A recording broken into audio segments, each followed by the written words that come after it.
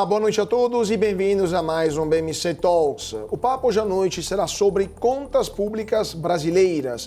Como está a situação nos cofres públicos, como foi 2023, como será 2024, o que podemos dizer sobre a trajetória da dívida pública brasileira e também como o Brasil se posiciona em relação aos seus pares a nível internacional e as grandes economias do mundo. E para conversar sobre tudo isso, temos hoje uma convidada especial aqui no BMC Talks, Vilma Pinto, diretora da Instituição Fiscal Independente, economista, e diretora da Instituição Fiscal Independente. Vilma, muito boa noite e muito obrigado por estar conosco hoje aqui no BMC Talks. É um prazer tê-la conosco. Obrigada, boa noite, é um prazer. Vilma, vamos lá. Primeira pergunta para o nosso público entender melhor como estão as contas públicas hoje no Brasil. Então, qual é a visão sua e da Instituição Fiscal Independente? Qual é o diagnóstico que vocês fazem sobre a situação atual das contas públicas brasileiras? Déficit, dívida e outras e as perspectivas, para a contabilidade pública brasileira. Bom, quando a gente olha o resultado das contas do governo, a gente tem alguns parâmetros que a gente tende a acompanhar com mais frequência. Um é o indicador de resultado primário, que mede a diferença entre as receitas e despesas não financeiras da administração pública, e a outra é a questão isso reflete, naturalmente, no endividamento público, a taxa de juros também reflete no endividamento público, e como que esses indicadores eles evoluem de acordo com as regras fiscais que são colocadas. Quando a gente olha a situação das contas públicas no ano de 2023 e agora olhando assim com um pouco de perspectiva para 2024, a gente observa uma deterioração relevante nos indicadores de resultado primário. Isso acarretou naturalmente no aumento do endividamento público e, consequentemente, isso nos leva a um ponto de partida pior para 2024 e faz com que a gente tenha um risco maior associado às metas que foram colocadas para 2024. E o que está associado a esse resultado pior para 2023? Final de 2022, quando a gente estava no período de transição governamental entre a administração anterior e a administração atual, foi editada e aprovada uma mudança na Constituição, chamada Emenda Constitucional número 126, que ficou conhecida no momento como PEC da Transição, e nessa PEC da Transição foi autorizado o governo a ampliar o teto de gastos de forma temporária, de forma válida apenas para 2023, em 145 bilhões de reais. Então, além de vocês expandir uma limitação de gasto que existe no país em 145 bilhões de reais, que já é um valor muito expressivo, você também tira, essa PEC autorizou a retirada de alguns itens que estavam limitados nessa despesa para não ser contabilizado nesse limite de gasto. Então, você tem um espaço fiscal que é muito maior para o governo efetuar gastos novos em 2023. O que aconteceu nesse período, Boa parte desse espaço fiscal que foi aberto foi utilizado para despesas que não eram temporárias, o espaço era temporário, mas essas despesas não eram temporárias, e essas despesas geram impacto para os anos à frente.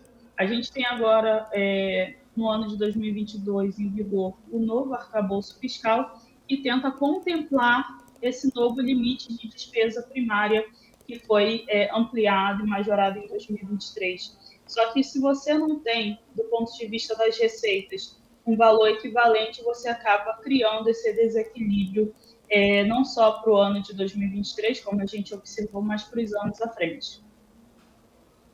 Pois é, várias questões que você colocou na mesa, vamos analisar elas com calma. Primeiramente, vou pegar do último ponto que você falou, o arcabouço fiscal.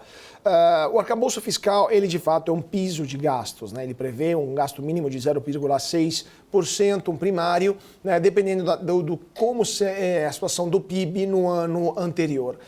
Mesmo assim, o ano passado, o Brasil teve um gasto primário, contando também os precatórios, e depois eu vou te perguntar também sobre isso, que foi mais ou menos 2,5% do PIB, se não me falha a memória.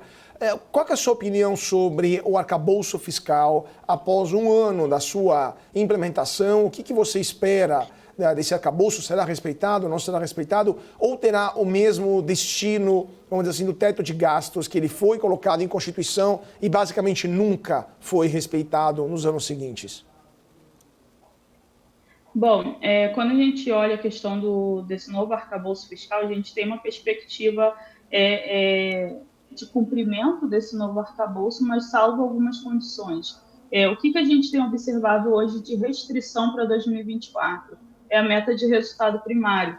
Essa meta de resultado primário, ela é definida a cada ano, não é uma regra que você tem estabelecimento do ponto de vista mais duradouro. Então, quando o governo elaborar o orçamento do ano que vem, ele pode fixar uma meta que seja mais crível. No ano passado, ele fixou a meta desse ano, esse ano ele fixa a meta do ano seguinte, então não é uma restrição que a gente consegue projetar para frente e avaliar esse impacto do ponto de vista de endividamento, sustentabilidade da dívida, como a gente tem isso no teto de gastos, né? Então, o teto de gastos, a gente já tinha lá uma restrição que a gente conseguia projetar para os anos seguintes. E aí, a grande dificuldade que a gente tem hoje é nesse parâmetro.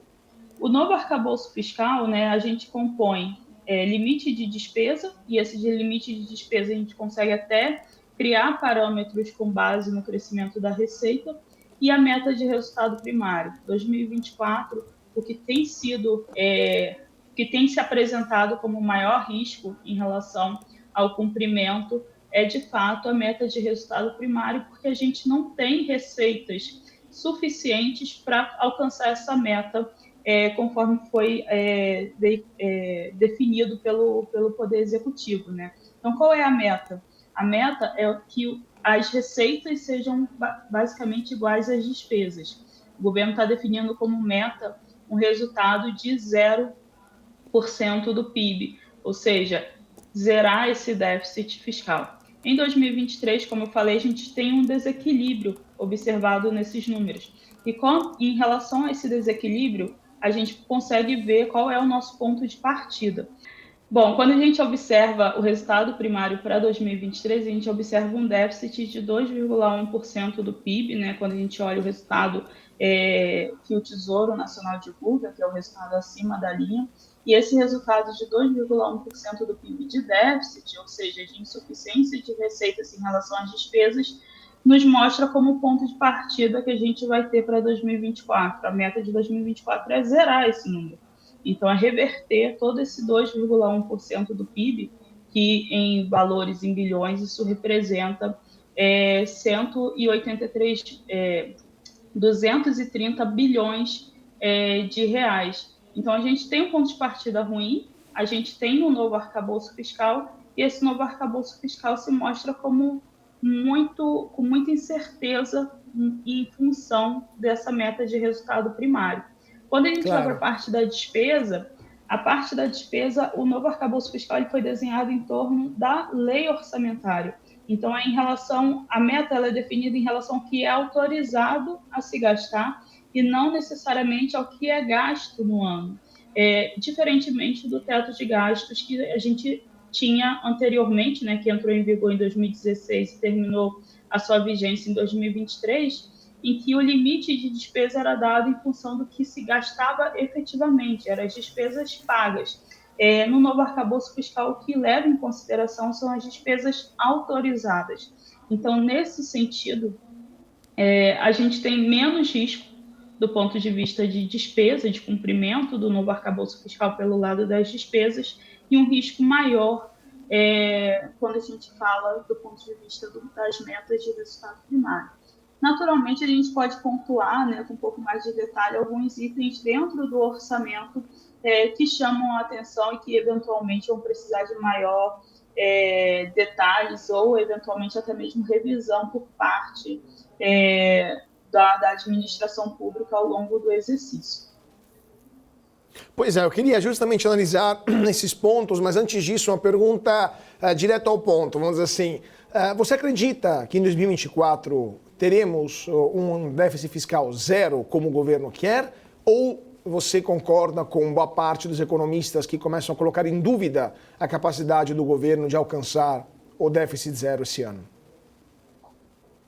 Bom, as contas da IFE, elas nos direcionam para um cenário de déficit para 2024, ou seja, não alcança o déficit zero. Então, olhando pela perspectiva das projeções da instituição fiscal independente, hoje a gente está trabalhando com um déficit em torno de 0,9% ou 1% do PIB. A gente, naturalmente, pode ter surpresas positivas em relação a esses números, porque boa parte desse déficit zero está associado a uma série de medidas que o governo apresentou ao Congresso, né? Então, você tem várias leis que foram apresentadas com o objetivo de obtenção, de ganho de receita, e a projeção, né, desses números, eles podem ter surpresas tanto positivas, daquelas que foram aprovadas, como surpresas negativas, né? Então, a gente tem um parâmetro lá que no orçamento o governo colocou algo como 168,5 bilhões de reais de medidas que dependiam, de certa forma, do Congresso aprovar. Algumas dessas medidas foram aprovadas, com uma certa desidratação, ou seja, modificação do que foi apresentado originalmente. E aí a gente tem muita incerteza em relação ao aumento, à efetivação dessas projeções. Por outro lado, a gente tem um outro fator, que é o fator econômico. O orçamento de 2023 ele foi feito com base no crescimento econômico de 2,3% para 2024. A IFE espera que o PIB cresça algo como 1,6%. Então, isso também justifica o nosso cenário ser um pouco pior do que o cenário do governo. Então, na medida em que a gente avance, né, no exercício, caso haja surpresas positivas nesse meio tempo, nesse meio do caminho, isso pode, de certa forma, contribuir para alcançar esse resultado primário. Ao passo que, se o número de crescimento econômico que se verificar ao final desse ano for mais para um campo um pouco mais pessimista, esse número também pode, eventualmente, apresentar uma certa piora. Piorar, Quando claro. a gente olha os indicadores... Sim. Então, sim, quando a gente olha esses... Sim, termina, desculpa, termina. Não, quando a gente olha esses números em relação, né, ao alcance da meta, a gente tem essas incertezas associadas, mas eu considero que o pior, né, o maior ponto de incerteza, naturalmente, está nas medidas adicionais do governo. Pois é, exatamente esse ponto, Vilma, queria te perguntar, porque esse vai ser um ano eleitoral, teríamos, evidentemente, como todos os anos eleitorais, mais gastos por parte do governo, até para alimentar a máquina que é necessária para tentar ganhar as eleições, mesmo que essas eleições são eleições municipais e não federais.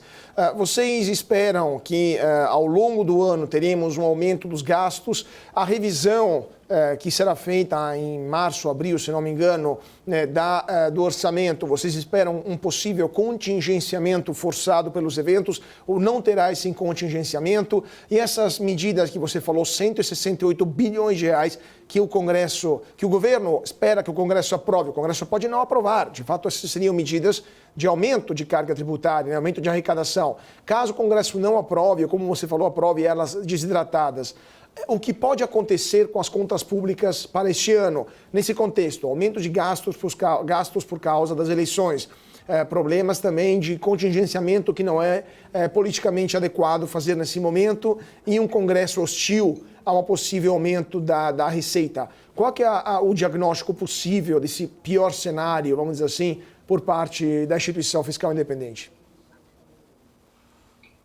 Bom, a gente, em relação às despesas, a gente tem alguns pontos de alerta, né, principalmente do ponto de vista de projeção de algumas despesas obrigatórias, como previdência. o nosso número para os benefícios previdenciários já são maiores do que o governo colocou na peça orçamentária. Então, eu acredito que nesse contexto, e no contexto também de limitação das despesas por conta do novo arcabouço fiscal, o espaço para o governo ampliar ainda mais do que já está no orçamento, os gastos para esse ano é limitado. Quando a gente vai pelo lado das receitas, né, a capacidade de se aprovar ou não essas medidas que foram apresentadas pelo Poder Executivo ao Congresso, algumas medidas já foram aprovadas e algumas medidas foram aprovadas de forma modificada em relação ao que o governo apresentou. Então, o ganho de receita advindo da medida naturalmente será menor do que o que foi projetado.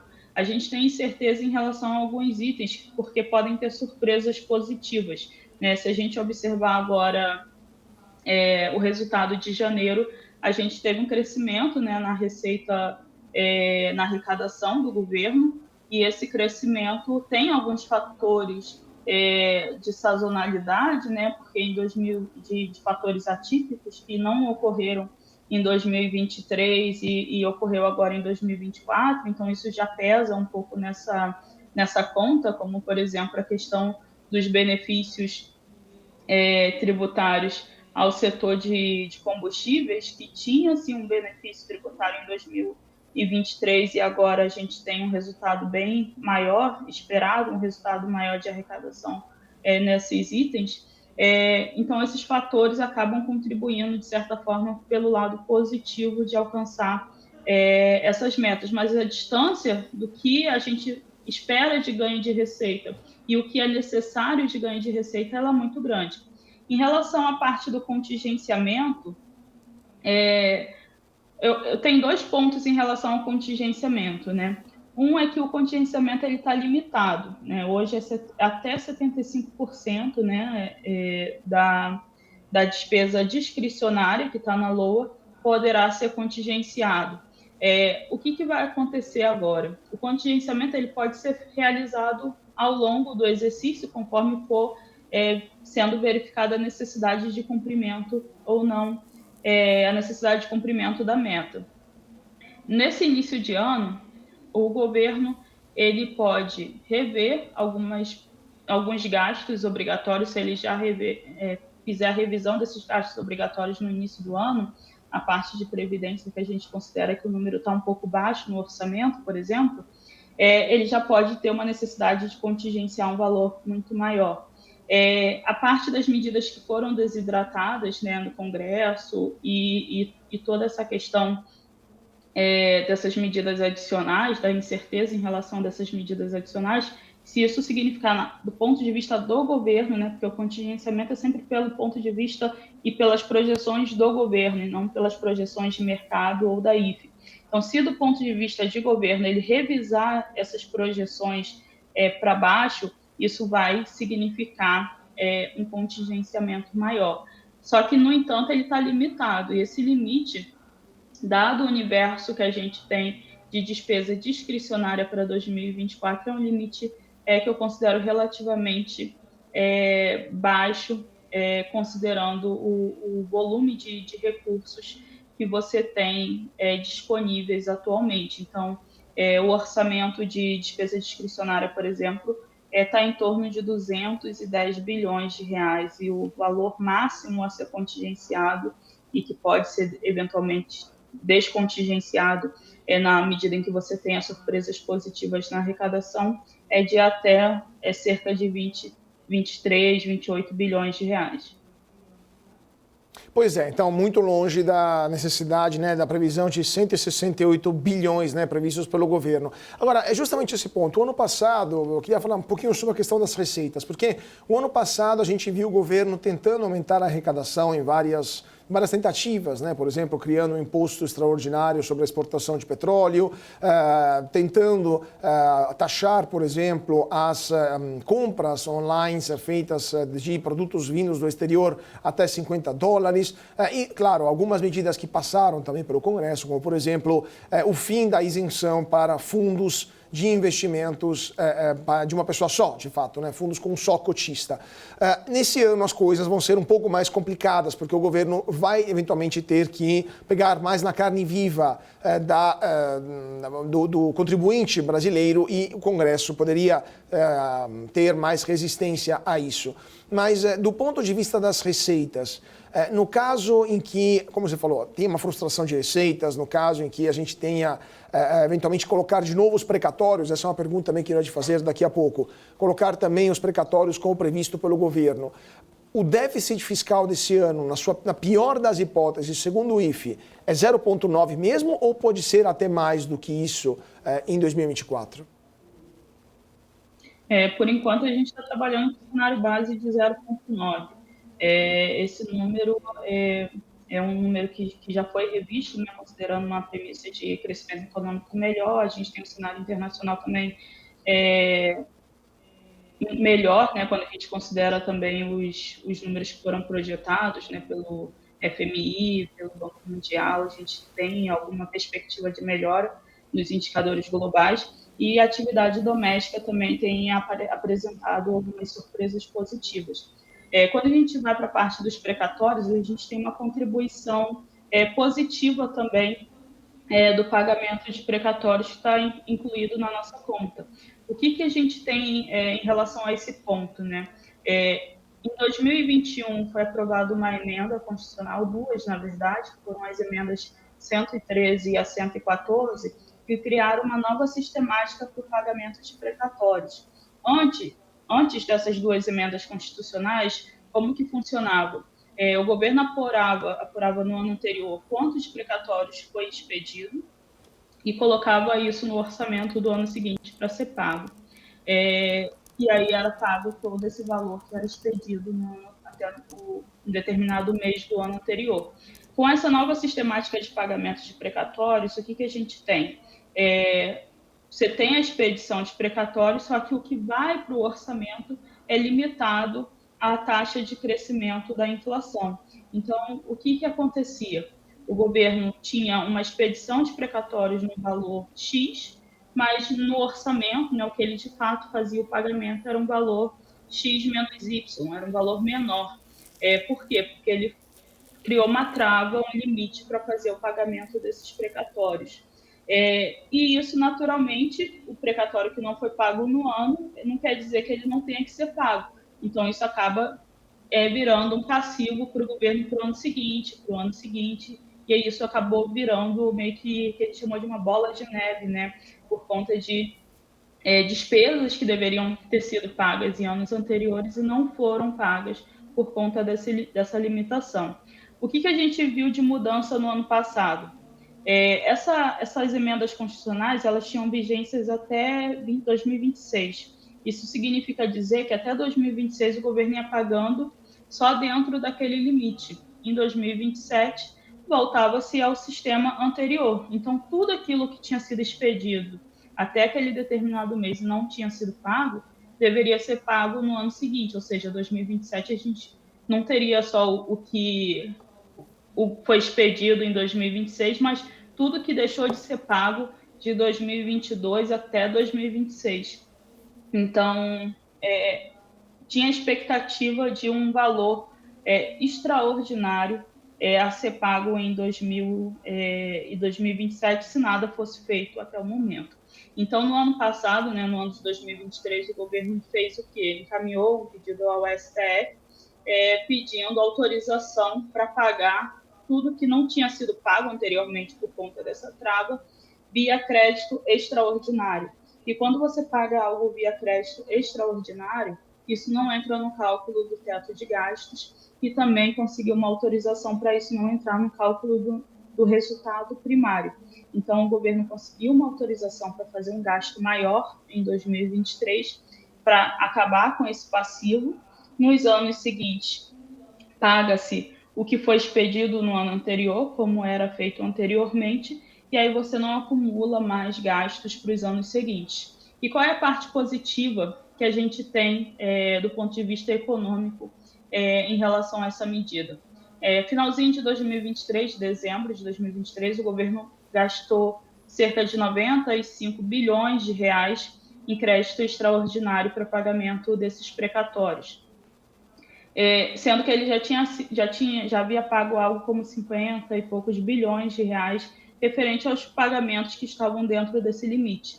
Então, você tem um valor de precatório pago em 2023 muito elevado. E aí a gente tem uma separação, uma divisão dentro desses precatórios, né?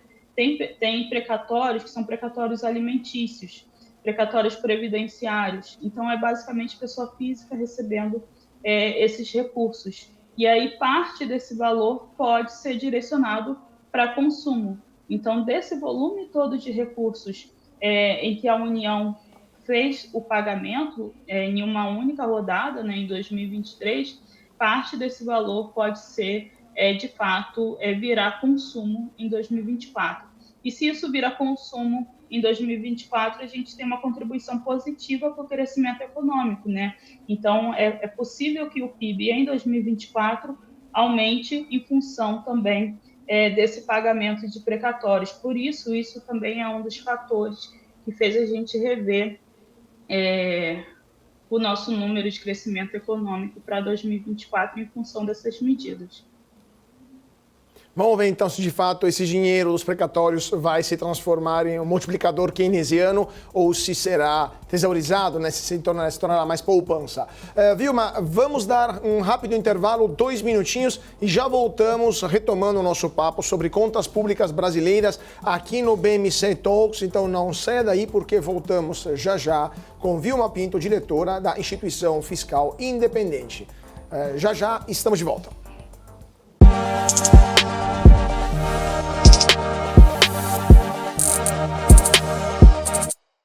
E de volta o nosso BMC Talks. Hoje à noite o papo é sobre contas públicas e temos uma convidada especial, Vilma Pinto, diretora da Instituição Fiscal Independente, que é essa entidade ligada ao Senado Federal, que de fato é o watchdog, como falam os ingleses, né? O guardião das contas públicas brasileiras. Vilma, desculpa, as contas públicas brasileiras também têm um peso chamado dívida pública, né? Dívida pública que está por volta de 74% do produto interno bruto e que, segundo alguns analistas, estaria numa trajetória muito próxima de uma trajetória explosiva. Ainda não seria explosiva, mas seria uma trajetória preocupante, seja pelo fato de que é a dívida pública mais elevada entre os países emergentes, mas também porque o nosso déficit primário é 2,4, né, como a gente viu agora, né, no ano passado. Mas o nosso déficit nominal é muito maior do que isso, e é o nominal que vai acumulando a dívida pública ano após ano. Qual é a sua opinião? Qual é a opinião da Instituição Fiscal Independente em relação à trajetória da dívida pública brasileira e a sua situação, a sua sustentabilidade, né, em termos de capacidade do Brasil de pagar essa dívida?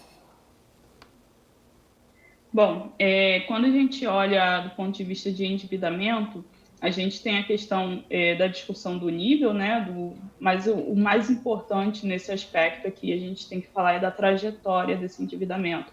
Se a gente está observando um cenário de crescimento da relação dívida-PIB, em que momento a gente vai passar a observar a estabilização desse resultado? Quando a gente vai para a parte do novo arcabouço fiscal, novamente, foi inserido ali nessa nova regra que a meta de resultado primário ela tem que ser compatível com a sustentabilidade da dívida pública. E é definida a sustentabilidade da dívida pública nessa legislação como sendo a estabilização, né, da relação dívida em relação ao PIB. E o que isso significa? Que a dívida ela tem que parar de crescer como proporção do PIB. Ali não é definido um limite. Não diz que tem que parar em 100% do PIB, em 50% do PIB, em 60%, mas sim que ela não pode crescer dentro do horizonte relevante lá como proporção do PIB. O horizonte relevante da lei complementar é definido como 10 anos. O que a gente tem observado nos últimos anos? É um aumento sistemático dessa relação dívida-PIB. E isso traz preocupação porque mostra um cenário em que você não tem conseguido gerar resultado primário suficiente para estabilizar essa trajetória. No ano passado, a gente teve um avanço significativo da dívida em relação ao PIB, E a gente tem falado, né, muito, tem sido veiculado muito na mídia, esse resultado associado quando a gente olha o endividamento bruto, que olha somente para a parte dos gastos, para a parte da dívida relacionada aos seus passivos, né? Mas quando a gente olha o endividamento líquido, também a gente observa um crescimento muito expressivo em 2020, em 2023 em relação a 22. Quando a gente olha o endividamento líquido, por exemplo, a gente teve um aumento de 4,7 pontos percentuais do PIB apenas em um ano. Então, saiu de 56,1% do PIB e a dívida líquida do setor público consolidado alcançou a marca dos 60,8% do PIB. Então, é um valor muito expressivo e isso, de fato, traz prejuízos para a parte de resultados, para a parte das contas públicas como um todo, e aumenta, de fato, a questão da incerteza. Só que, assim, eu não considero ainda que seja um cenário catastrófico no sentido de que você nunca vai conseguir estabilizar essa relação dívida-PIB. A gente fez alguns exercícios na IFE, olhando do ponto de vista do arcabouço fiscal e supondo que o governo consiga cumprir a meta de resultado primário esse ano, que é um grande desafio que a gente já discutiu bastante aqui. Mas se a gente pegar esse exercício, a gente consegue observar se aplicar, simplesmente aplicando a regra do novo arcabouço fiscal, e essa regra do novo arcabouço fiscal ela não impõe o cumprimento da meta de resultado primário, né? O que acontece é que se você não cumprir a meta de resultado primário, são acionados alguns gatilhos para os anos seguintes. Então, aplicando essa regra, essa restrição, e tendo como ponto de partida que 2024 o governo vai conseguir cumprir a meta de primário e que nos anos seguintes ele não vai mudar a meta que foi colocada na LDO, ele até consegue alcançar em alguns cenários de crescimento da receita, por volta de 2027, 2028, ele consegue fazer um resultado primário que seja compatível com a estabilização da relação dívida-PIB. Mas isso já no final da década corrente, né? Então, é um cenário que é possível ainda alcançar essa relação dívida-PIB mais estável, mas é um cenário que vai exigir muita cautela e disciplina por parte da administração pública para que se alcance esses resultados. E também a questão dos choques, né? Que a gente não consegue prever Claro. os choques que possam ocorrer. Só para terminar esse ponto, Vilma, na sua opinião, a dívida pública brasileira, claro, a gente está supondo uma situação complicada a nível internacional, um sudden stop, por exemplo, de investimentos em estrangeiros no Brasil, ou também um aumento maior de juros, ou manutenção de juros elevados por um período longo nos Estados Unidos. Você, na IFI, assim, em geral, as análises que vocês fazem, os estudos, né, as simulações, chegam a prever a possibilidade de uma redução da demanda de títulos da dívida pública brasileira ou a necessidade por parte do Banco Central de aumentar ainda mais os juros, né, oferecer um prêmio maior? Existe esse risco, considerando o nível e a trajetória da dívida pública e a situação internacional de possível manutenção de juros elevados, então de uma concorrência por parte de outras dívidas públicas com a dívida pública brasileira? Bom, a curto prazo, não, né? A curto prazo a gente está num cenário ainda de juros indo para a casa dos 9,5% no final do ano. Então, o governo do Banco Central continuaria nessa trajetória de redução, né, da Selic. E o cenário internacional, a gente até tem observado isso mais de perto um pouco, mas a gente tem visto que os riscos têm se dissipado em relação ao que a gente tinha também no cenário anterior. Então, no cenário global, ele tem esses fatores todos que foram colocados, mas são fatores que eu acho que não vão afetar muito, são fatores que já estavam no radar e já estavam no cenário anteriormente.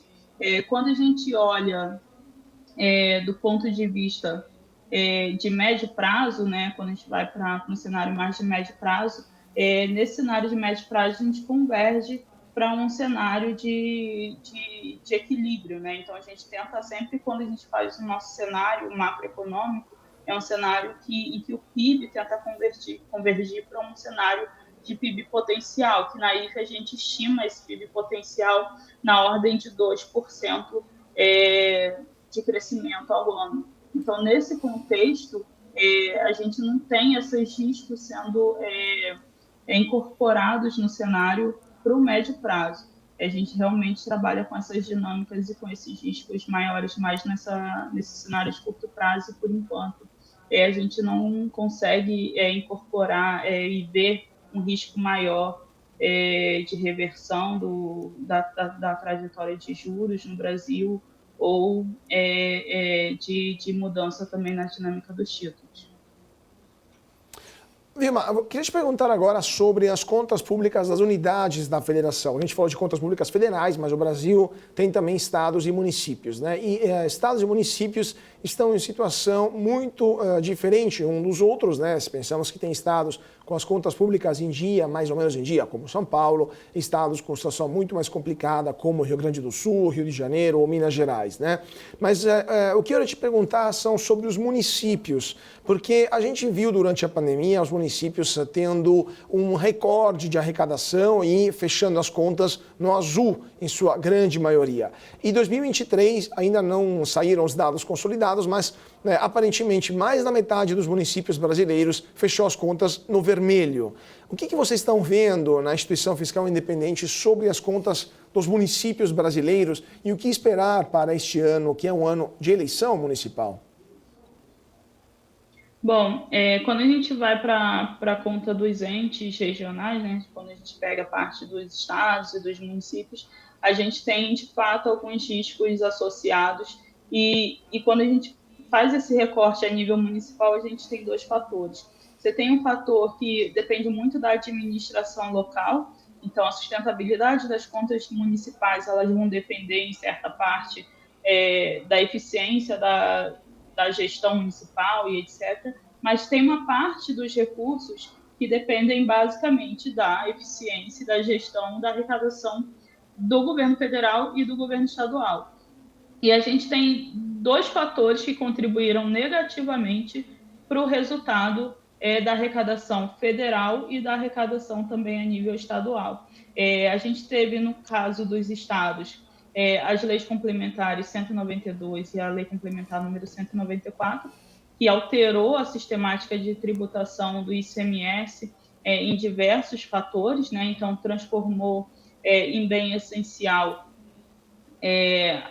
os combustíveis, energia elétrica, comunicação e transporte coletivo. Isso fez com que a tributação desses itens tivesse que ser em relação à alíquota geral, né? E muitos desses tributos, eles tinham uma alíquota superior, então fez com que esses dados, a arrecadação tivesse uma redução por conta de uma alíquota que teve que ser ajustada para baixo.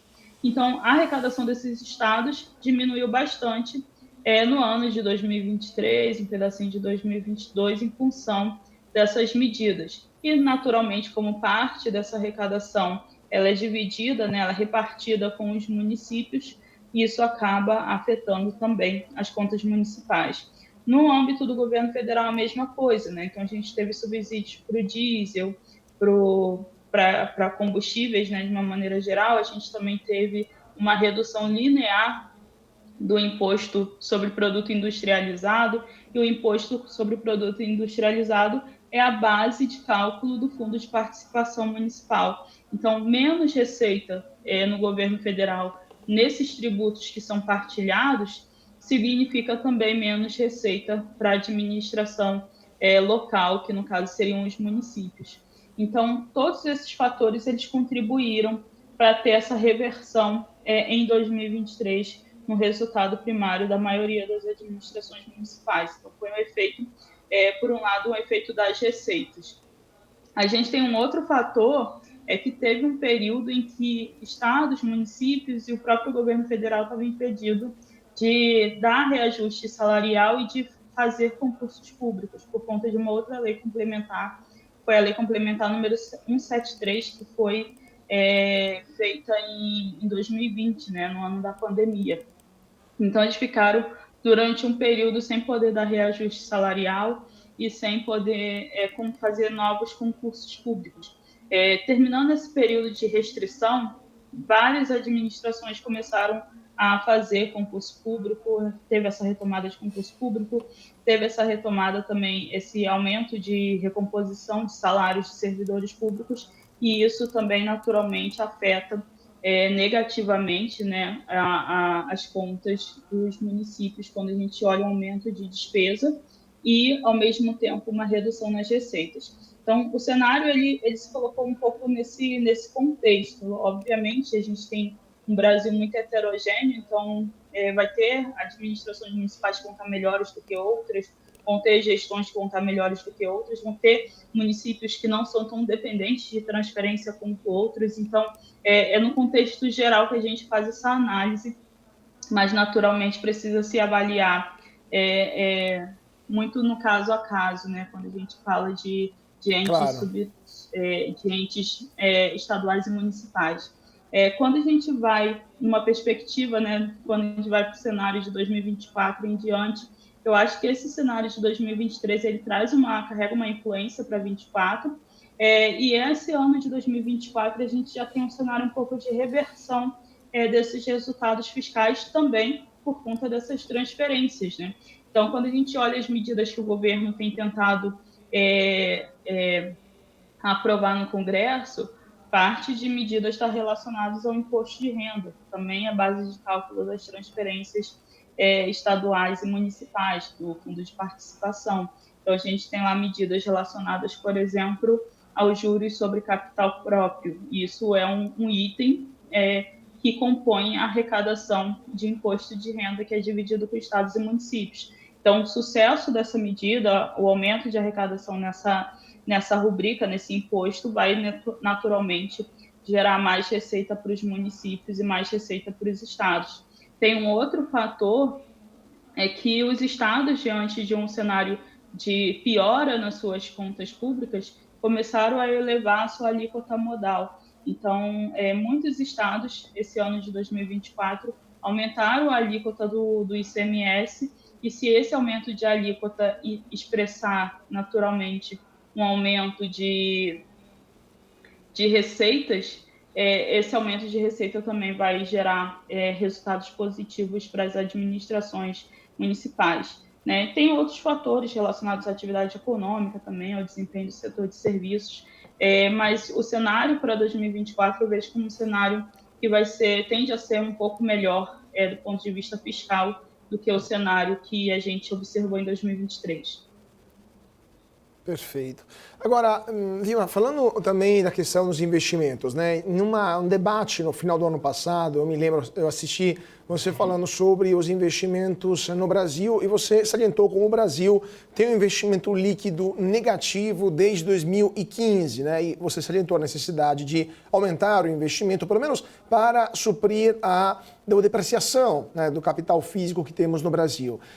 O que você achou da previsão de investimentos para 2024? O que você espera para os próximos anos? E também para complementar, se não me engano, o PIB do terceiro trimestre de 2023, que é o último que temos até o momento, ele mostrava uma formação bruta de capital fixo negativa, né? Algo que vem acontecendo, vem piorando nos últimos trimestres. Isso significa que também o setor privado está investindo menos, né? Então, como que você vê isso e quais são os custos que o Brasil vai pagar, qual é o preço que o Brasil vai pagar por causa desse número no crescimento futuro? Bom, de fato, a gente tem uma deficiência relacionada à questão dos investimentos, e quando a gente vai para a parte dos investimentos públicos, a gente tem dois diagnósticos, né? Um é que a gente investe pouco e o outro é que a gente investe mal. Então, a gente tem uma ineficiência, um gap, né, relacionado à questão dos investimentos públicos por uma questão de eficiência, e tem também a questão do nível. Então, tem um estudo, né, acho que é de 2018, do FMI, que mostra um pouco, faz um cálculo comparativo a outras economias relacionadas ao investimento público no Brasil. E eles chegam justamente nessa conclusão, de que o investimento público no Brasil ele é baixo e ele é menos eficiente do que em outras economias. Então, é importante, sim, a gente trazer uma priorização para a questão dos investimentos públicos. É importante que a gente tenha uma expansão, uma recomposição desses investimentos públicos, mas é importante que esse aumento de gastos esteja também associado a mecanismos que tornem esse investimento, esse dispêndio mais eficiente. Quando a gente olha as contas públicas, né, e o que tem sido feito nesse quesito, né, a gente tem, do ponto de vista de primário, os gastos associados ao novo PAC, né, o Programa de Aceleração do Investimento. Tem a questão do piso para investimento público, que se colocou no novo arcabouço fiscal, um piso de 0,6% do PIB. Então, nunca o governo pode colocar na peça orçamentária um valor menor do que esse em termos de investimento público, mas ele pode até executar um valor menor, né? Porque o novo arcabouço, de novo, ele leva em consideração o valor que está autorizado e não necessariamente o valor efetivamente pago. E a gente tem outras medidas que estão sendo adotadas, né? Tem medidas relacionadas à questão do BNDES, tem outros fatores que estão justamente nesse objetivo, com esse objetivo de ampliar o investimento em capital físico no Brasil, e por parte, né, da administração pública. Mas eu acredito que, de novo, esses esforços eles vão surtir tanto mais efeitos se forem feitos de forma, em mecanismos mais eficientes em relação ao que a gente observou no passado, tomando como base justamente esse estudo do FMI. Claro, claro. Mas também porque no Brasil temos boa parte do orçamento, aliás, mais de 90% do orçamento que é engessado, né? São despesas obrigatórias, muitas das quais são despesas correntes com o pagamento de salários ou de abonos, aposentadorias, pensões, etc. Justamente sobre esse ponto, você fez menção no nosso primeiro bloco sobre a questão da aposentadoria, né? do aumento do gasto com aposentadorias no Brasil. A reforma da Previdência, segundo muitos, era apenas um paliativo, né? E após alguns anos a gente deveria fazer outra reforma da Previdência. O que vocês estão vendo na trajetória dos gastos previdenciários aí na instituição fiscal independente e mais ou menos vocês já calculam em quanto tempo o Brasil vai precisar de uma nova reforma da Previdência, considerando também os dados do IBGE, que estão faltando 20 milhões de brasileiros na conta, né, que simplesmente não nasceram. Então, a situação demográfica do Brasil está muito mais complicada do que a gente imaginava. Então, quando a gente olha a questão da Previdência, a gente tem esse primeiro fator, né, a necessidade de se fazer uma nova reforma da Previdência em função do que o que foi aprovado não foi o ideal em relação ao que estava sendo projetado, em relação às necessidades, etc. Um outro fator está associado à questão da economia de recursos. Quando a gente olha e faz projeções do quanto que seria economizado, né, com a reforma, parte da economia, né, de gastos e da redução do déficit estava associado aos critérios, né, de acesso, de fato, a questão da idade mínima e etc., mas uma parte também estava associada à questão dos valores que eram pagos e à forma como esses valores evoluíam ao longo do tempo. Então, quando a gente observa agora, né, que tem essa nova política de valorização do salário mínimo, essa política de valorização do salário mínimo muda um pouco esse cenário. Então, isso vai fazer com que o gasto previdenciário cresça numa proporção maior, porque boa parte desses gastos são indexados ao salário mínimo. Então, num cenário sem essa indexação ou com o salário mínimo sendo corrigido ao longo do tempo apenas pela inflação, a economia de recursos seria maior do que um cenário com a política, né, a atual política de valorização real do salário mínimo. Então, isso também é um outro assunto que entrou no debate sobre quando que a gente vai precisar de uma nova reforma, porque isso, de fato, gera pressão nos gastos do governo. Agora, a questão do time, né, do quando a gente vai precisar, eu acredito que ainda está um pouco incerta, porque a gente ainda não está conseguindo ver os efeitos de forma muito clara da reforma que a gente aprovou recentemente. É uma reforma que o impacto ele tende a ser mais de médio prazo. A gente teve um evento atípico que também mexeu um pouco com esses números, né, e com os potenciais desses resultados, que foi a pandemia. Então, aprovou-se a reforma da Previdência em 19, em 2020 a gente teve um cenário de pandemia, e isso naturalmente reflete também nesses números que a gente tem em termos de gasto e de arrecadação para o regime de previdência social. Então, todos esses fatores eu acho que ainda precisam ser melhor mensurados, eu acho que a gente ainda precisa ter melhores estudos relacionados aos efeitos da reforma que a gente acabou de aprovar. Vilma, terminando aqui, infelizmente o tempo é tirano, teria 1 milhão de outras perguntas aqui, mas terminando nos últimos 5 minutinhos. Nos anos passados, o governo passado utilizou os recursos oriundos de dividendos de empresas estatais, principalmente a Petrobras, mas o Banco do Brasil também, pagos à União como acionista dessas empresas, para melhorar a situação nas contas públicas. A gente teve em 2021 e 2022 contas públicas no azul, também graças a dividendos recordes que foram pagos, por exemplo, pela Petrobras. Você espera que isso possa voltar a acontecer nos próximos anos? Não é algo que o governo atual sinalizou? E, na sua opinião, na opinião da instituição fiscal independente, é uma política fiscal adequada utilizar dividendos de empresas estatais para financiar os gastos federais, ou se trata de um desvio de finalidade, né, desses recursos que deveriam ser utilizados em outras formas, na opinião de vocês? Bom, a parte dos dividendos, a administração, quando a gente olha o governo atual, é uma coisa que já aconteceu em anos anteriores, né? A parte de antecipação de dividendos de empresas estatais.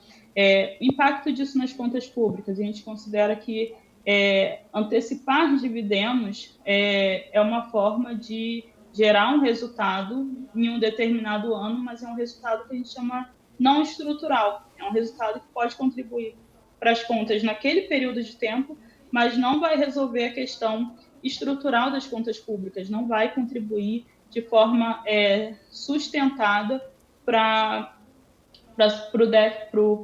o endividamento público.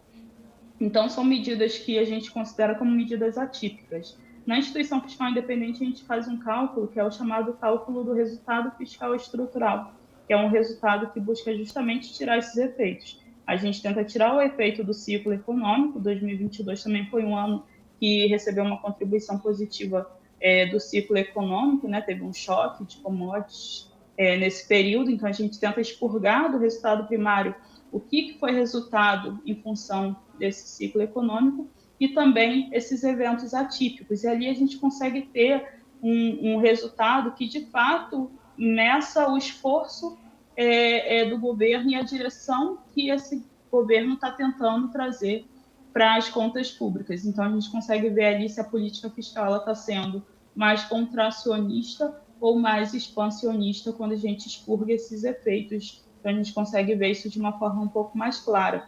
E, de fato, quando a gente tira esses efeitos, a gente vê que o cenário, né, de 2022 não foi tão expansionista como se mostrou, contracionista, perdão, como se mostrou. E o ano agora se o governo fizer novas medidas de antecipação de dividendos, eu acho que a curtíssimo prazo o espaço é pequeno para isso, mas se o governo voltar a fazer medidas de antecipação de dividendos, isso de fato a gente precisa avaliar esses efeitos de forma a tirar, né, ajustar esses fatores que a gente chama de fatores não recorrentes e atípicos.